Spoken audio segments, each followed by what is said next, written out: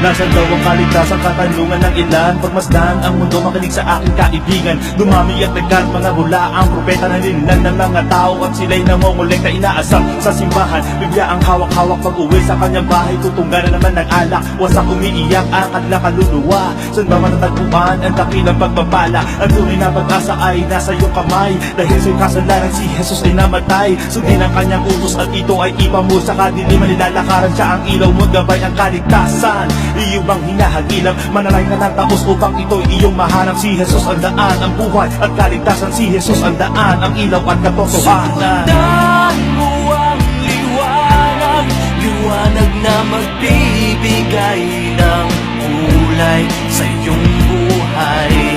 Buhay na kay ganda, buhay na kay saya, at kaligtasan pag tinanggap si Jesus. Yun na bang nasumpungan at nahanapan ng kaligtasan? Tumingala sa itaas, hanapin mo ang katotohanan. Hanapin mo ang kaligtasan upang ikaw ay matubos ng lubos. 1 Kapitulo sa versikulo at 32. Hanapin mo ang salita bago ang mundo'y magtapos. Tanikala ng pagkasala, ikaw ay ginapos. Aanin ang kayamanan kung wala ka namang Diyos. Nabibili ang lahat, ngunit hindi ang kaligtasan. Nabibili ang kalayaw, ngunit ito ay kamatayan. Ako'y naghihinayang sa mga taong ayaw magbago. Salita ng may kapal, hindi man lang nire-respeto. Marami sa ating puno at baon sa pagkasala. Dilim na siyang bangungot, hinahanap ang pag-asa. Magtiwala, maniwala, si Jesus ang siyang bahal. Gumising ka sa iyong panaginip, pasdan mo ang iyong paligid. Malapit na ang paghuhukom, malapit na ang pagsususi. Sundan mo ang liwanag, liwanag na magbibigay ng kulay sa iyong buhay.